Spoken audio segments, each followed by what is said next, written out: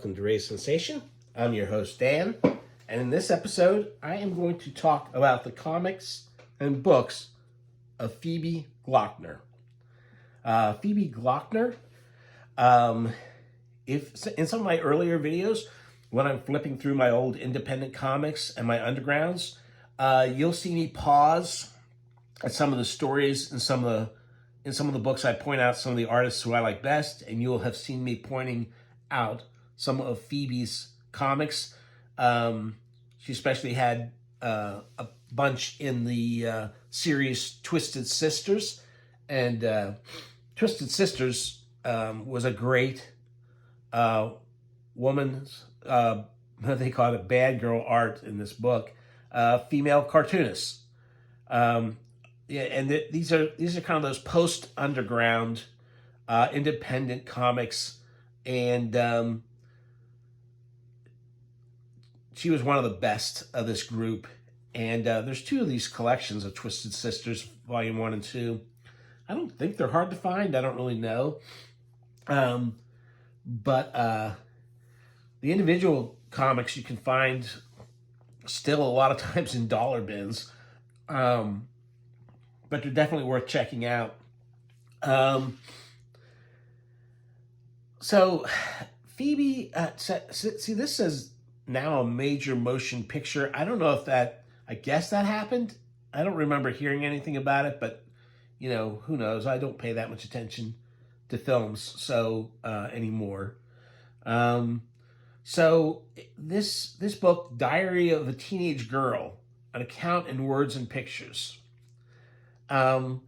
This is her actual journal from when she was a teenager. And in the back it shows you, because she used to type it up and put it, look, she was typing it up and putting it in a binder where she was writing it out. And she was... these are photos of her when she was 14 and 15. And she was beginning to draw her comics. And she grew up in kind of a, anyway, so this is her actual diary typed up in book form, but she has added new sketches and actual pages of cartooning. And, it is a portrait of a young girl growing up in a home where the father has left them. The mother is, she's a mess. And her boyfriend, Monroe, starts having an affair with Phoebe, also known as Minnie in these, right under her mother's nose. Her mother doesn't find out about the affair. It feels like it's one of those things where the mother is in denial. She probably knows something's going on, but she doesn't want to end the affair with this guy. And she doesn't want to end the relationship with the guy who's supposedly acting as a surrogate father to her two kids. Her wanting validation through this partnership. So she's not, I think she's not unaware, but it doesn't really hit the wall until she found this diary of Phoebe's and read it. And it talks about Monroe and, this horrible relationship from the two most important adults in her life, her mother and Monroe, her mother's boyfriend, her boyfriend, leads her to a life where, she's allowed to drink at home and she's allowed to drink wine. So she's drunk on wine a lot. She'll get drunk at dinner on 2 glasses of wine. And then she's going out with her girlfriends and doing drugs and having sex with strangers and ripping people off, and she gets a horrible case of these boils on her body from an infection from shooting up. And it's just, it's a case of she's this young teenager who's, people say looks older than she really is. She's obviously very pretty. I don't know that she really looks that old. I think she just looks pretty, and that's enough for the men around her to try and prey on her. And this is a kind of story I've seen told before, and but the powerful part here is to read it in the journal. She is a very self-aware young lady when she's writing this. She makes some very good observations about the adults around her. That whole thing about old for her age and stuff like that, wise beyond her years. But, she's a teen and she doesn't know what she doesn't know. And a lot of times when people are looking back, they kind of impose what they know now onto their persons then. The thing that makes her book so raw is that it is exactly what she was writing then. And it is really sad and disturbing. And I knew she came out the other side of this journey okay. But if you told me she was going to die before the end of this book, I might have believed it. So this is just, she is a fantastic cartoonist. I mean, look at that. Look at these faces. Look at her face. Look how expressive she makes these characters. Again, another older man who wants to take advantage of two young girls. And they decide to rip him off. Instead, they lead him on, but then they rip him off. And the one girl, her girlfriend, who set her up for this whole adventure, justifies it by saying, like, I told him I didn't want to hear any Barry White. He played Barry White in the car on the ride over. So they're justified in stealing from him and running off. I think they're justified in stealing from him and running off because he's an old man who shouldn't be hitting on 14-year-olds. But anyway, this is a fantastic book. It's got cartoons in it. It's not mostly cartoons. I think if you're interested in the autobiographical comics and stories, I can't recommend it highly enough. It's really great. This is a collection of her. I don't think it's everything. It doesn't seem like it's everything, but maybe I'm wrong. My memory's not that great, so maybe it is everything. I don't think so, though. It's the collection of her stories from like Twisted Sister and stuff, with an introduction by R Crumb. And of course, Crumb,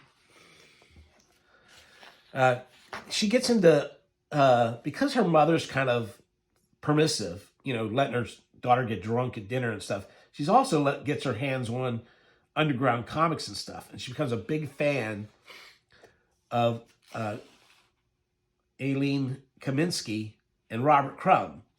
And so it says here, when she was a fledgling, this is from Crumb's introduction, and this is a drawing he did ever. When she was a fledgling teenage cartoonist, Phoebe admired the comics of me and my mate, Aileen, who we were some kind of underground cartoonist heroes to her.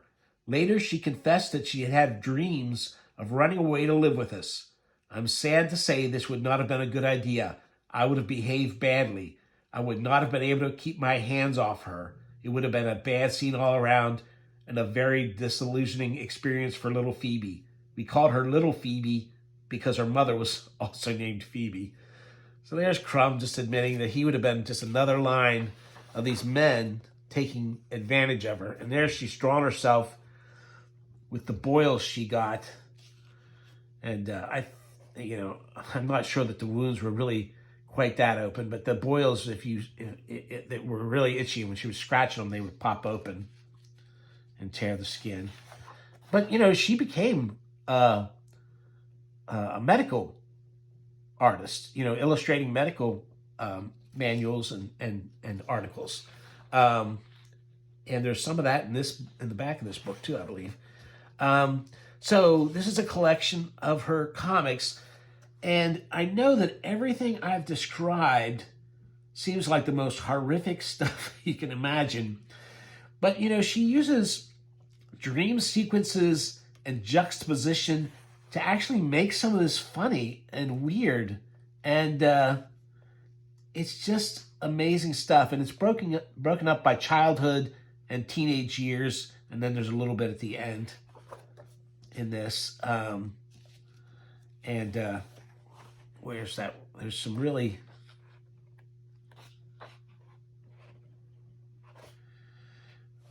just beautiful artwork. There's the Creep Monroe.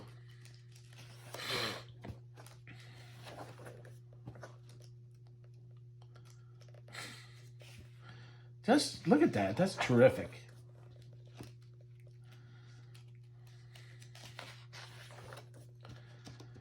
There he is, coming on to her. Other childish stories are the ones that weren't autobiographical, but they all have a little bit of the sting of her life in them.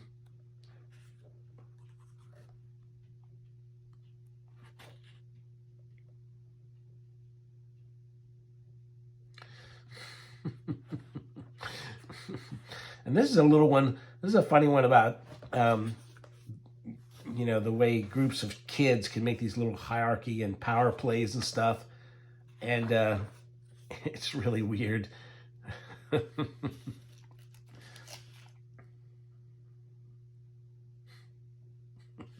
Forgive them, Lord.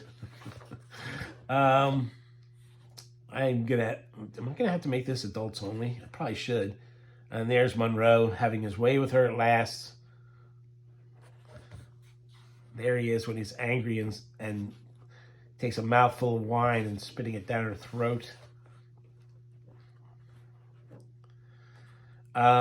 So there's all kinds of, it's pretty sordid. And,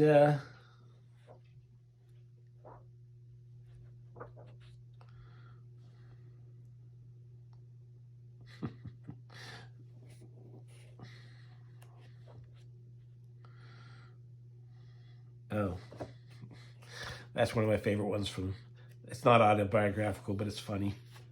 Where are those medical ones? A little too much sex in some of these later ones.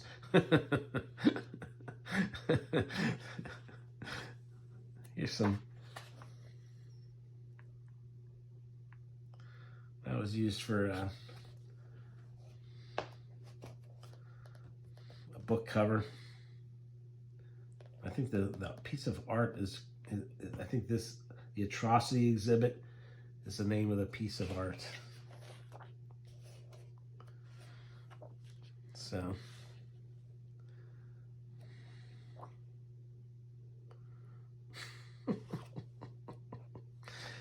Oh, Lord. So anyway, there you have it. I know that's some tough sledding there, some tough going, but I think her work definitely speaks to the part of me that, knows what a rough childhood is, and I think it's worth seeing, and I think her artwork is great. And I wonder, I haven't looked. I wonder if she's been up to anything lately. Probably gone into fine art. That's where all these cartoonists ended up, is going into painting or something, so they could actually make some money.